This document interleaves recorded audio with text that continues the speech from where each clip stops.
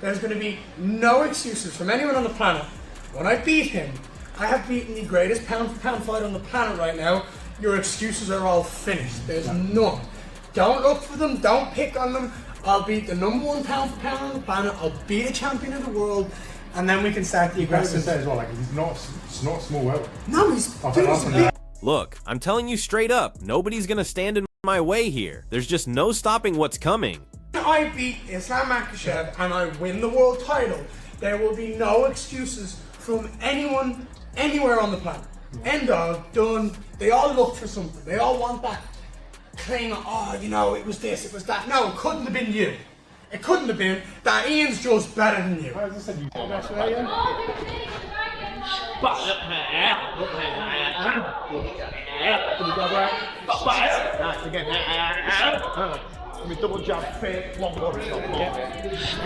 Brace yourself, because what you're about to witness is an earth-shattering statement that'll send chills down your spine. We're talking about a fighter who's putting everything on display, delivering a spine-tingling message that screams raw, untamed fury.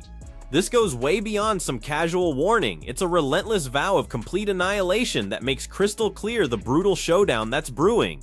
Yeah, that's strong, that. It's a fucking... It's a shame, man. You can't really do that. I can, it's just about trying to land Great grips with that, man.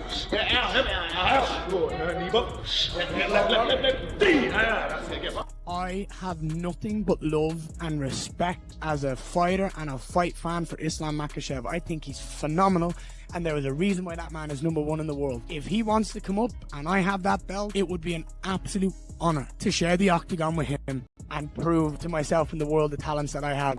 So the White House event is already creating shockwaves and heated discussions throughout the entire MMA community, but Machado Garry's latest move just turned everything upside down completely.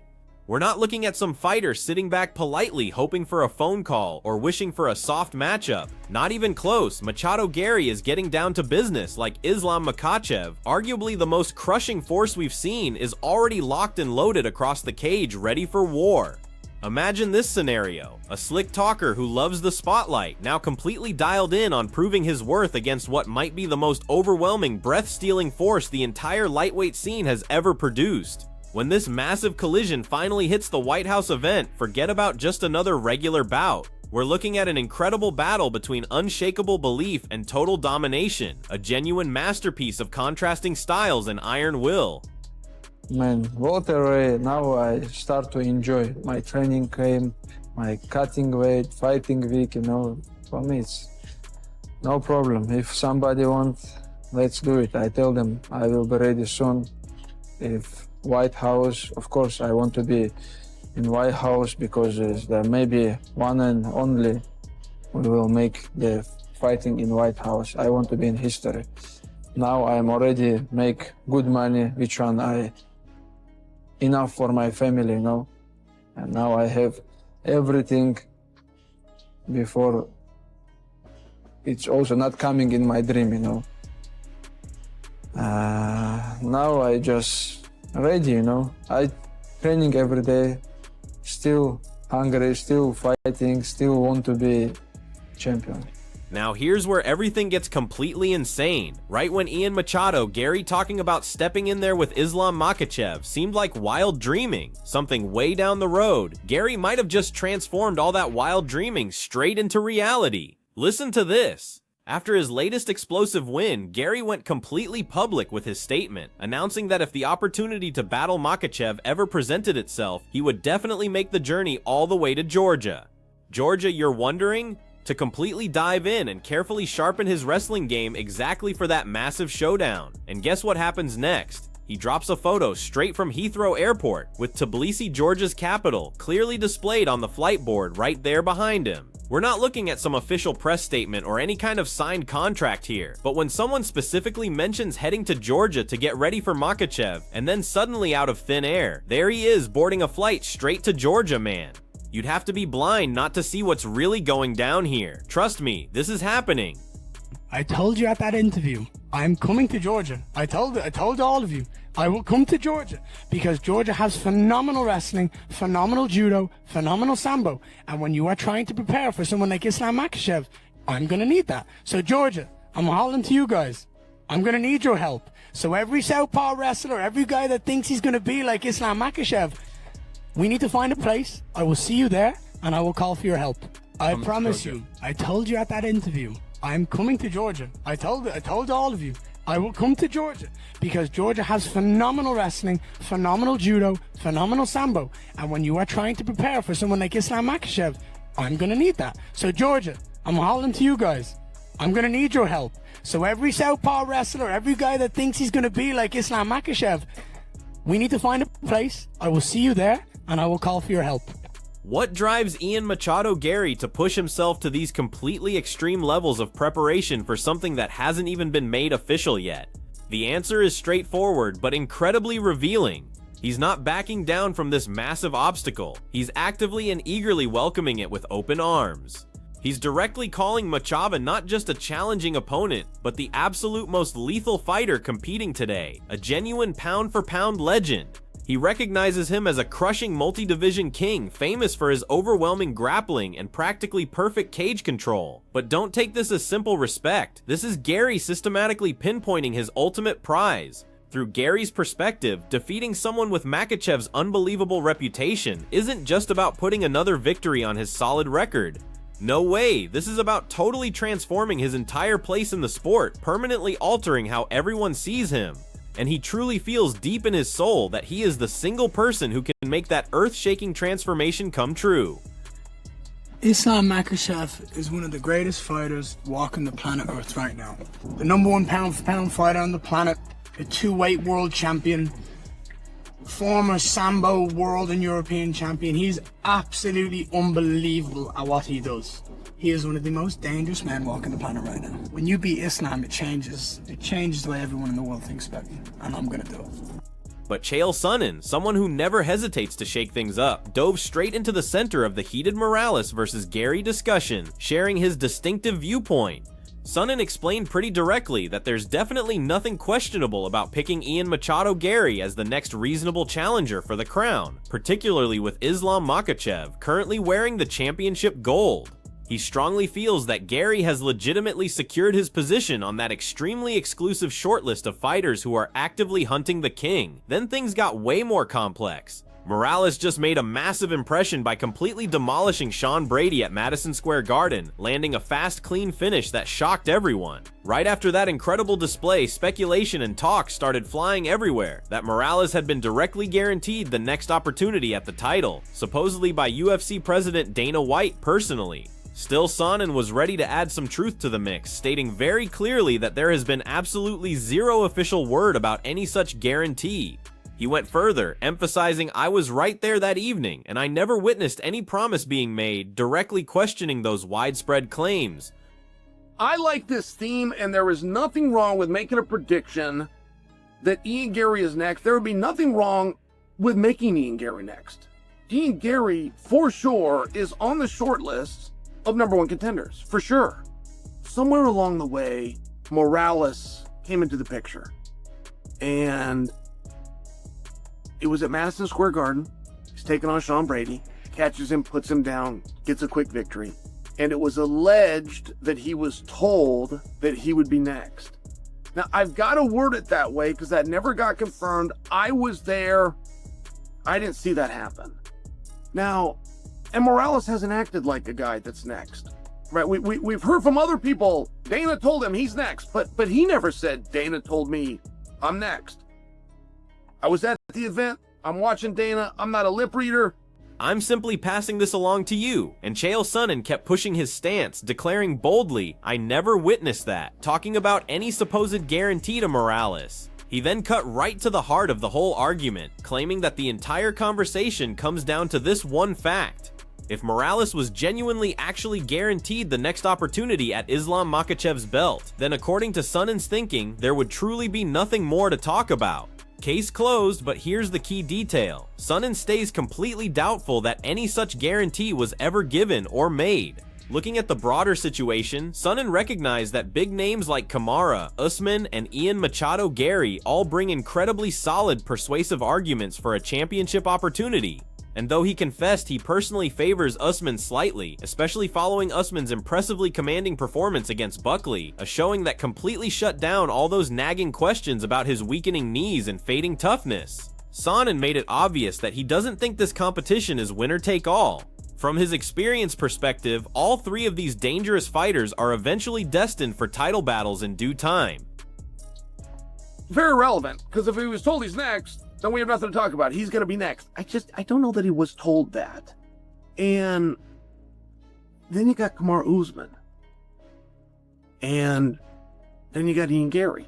And all of these guys have a really good argument. I am on the side of Kamaru Usman. I thought what he did against Buckley was just outstanding. Not to mention in conjunction with all the rumors that we heard about Kamaru Usman, that his knees are gone, he can't run anymore, he can barely work out. Like, all of these things got shoved in our face and shown to be untrue. So I'm on the side of Kamaru Usman, but there's a little bit more to it, which is I do believe that Gary's going to fight for a championship. All three of these guys are definitely going to get their fights, announced Sonnen with that unmistakable authority that defines him perfectly. His detailed analysis of the championship picture really prepares us for what looks to be an explosive period ahead in this division. But then Michael Bisping, another iconic voice in this game, quickly stepped forward to point out what he absolutely considers the real blockbuster, the battle that would genuinely rock everything. Islam Makhachev versus Ilia Topuria.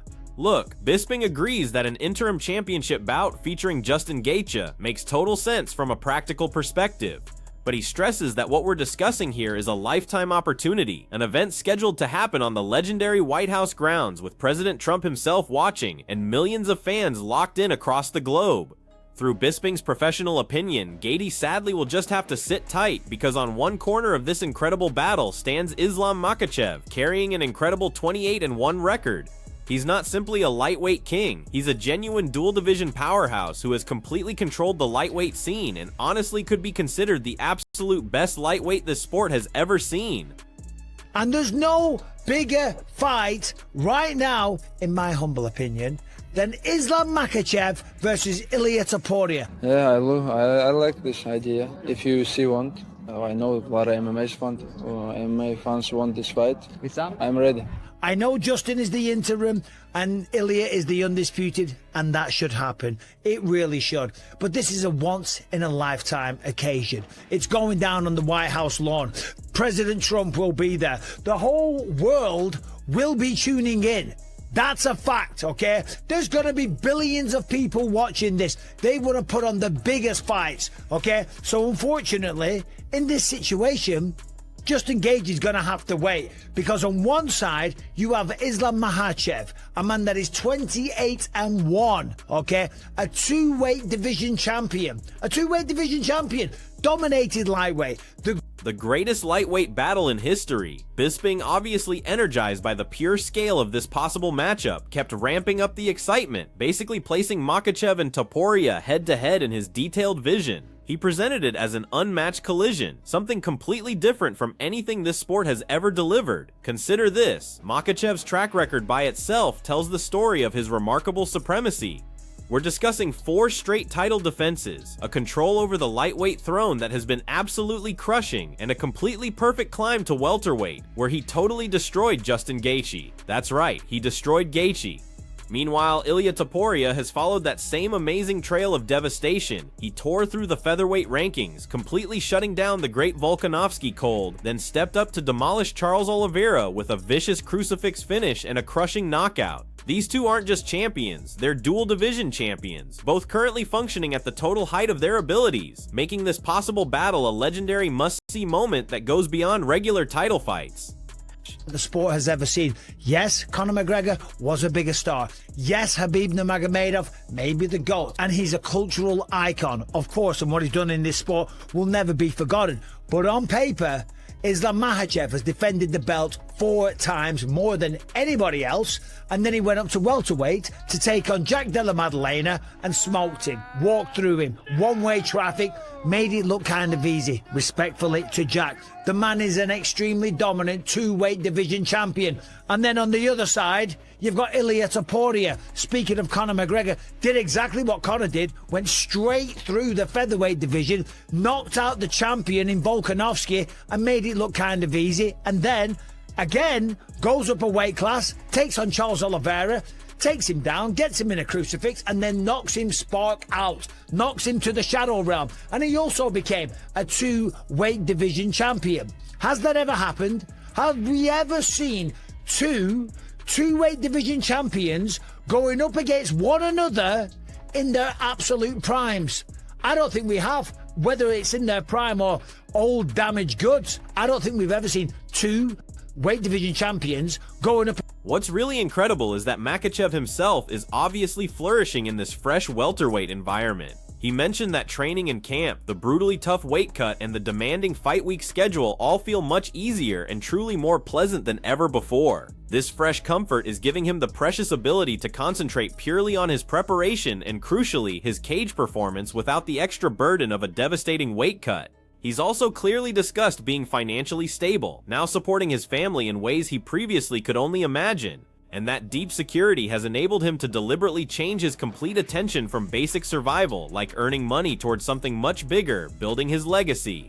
With the much-awaited White House show now approaching fast, Makhachev views this as a special lifetime chance to carve his name even further into the history books, an opportunity to accomplish something truly incredible, both inside and outside the cage, demonstrating to the whole world the complete amazing extent of his control and his absolute dedication. Man, welterweight, now I start to enjoy my training camp, my cutting weight, fighting week, for me it's no problem. If somebody wants, let's do it. I tell them I will be ready soon. If White House, of course I want to be in White House because there may be one and only we will make the fighting in White House. I want to be in history. Now I'm already make good money, which one enough for my family, and now I have everything before. It's also not coming in my dream, now I just ready, I training every day, still hungry, still fighting, still want to be champion. Meanwhile, Darius, always recognized for his razor-sharp analysis, lays it all out with harsh, merciless honesty. He points out that the balance, both literally and symbolically, shifts dramatically based on the exact weight division where these two giants could collide. At lightweight, for example, Topuria would have a real, genuine chance at winning. There would be no crushing, spirit-breaking weight cut for him, establishing a far more balanced battlefield where Darius himself would actually favor Topuria slightly. And here's the game-changing moment.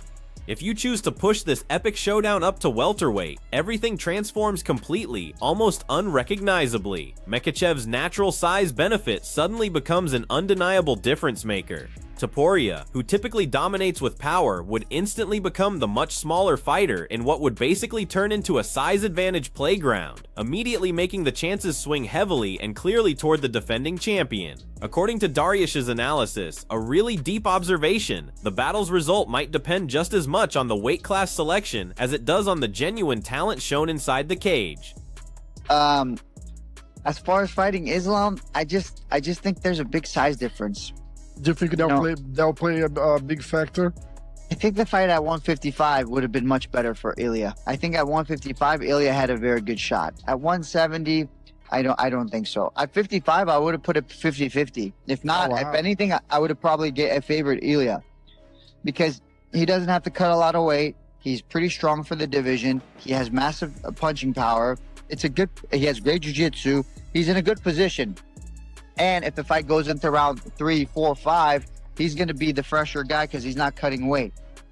But at 170, it's a massive weight difference, and Islam doesn't have to cut weight.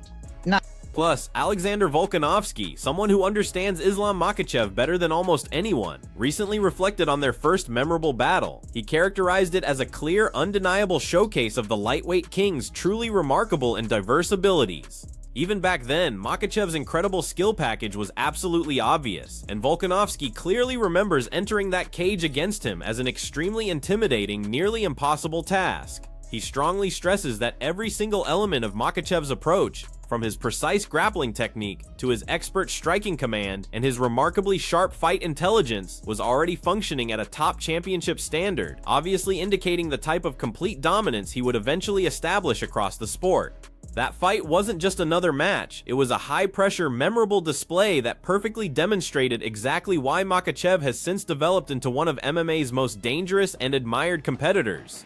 Furthermore, the consistently vocal Jorge Masvidal also shared his thoughts, giving his take on the enormous pressure if Ilia Topuria ever chooses to make that bold jump up to 170 to face Islam Makhachev.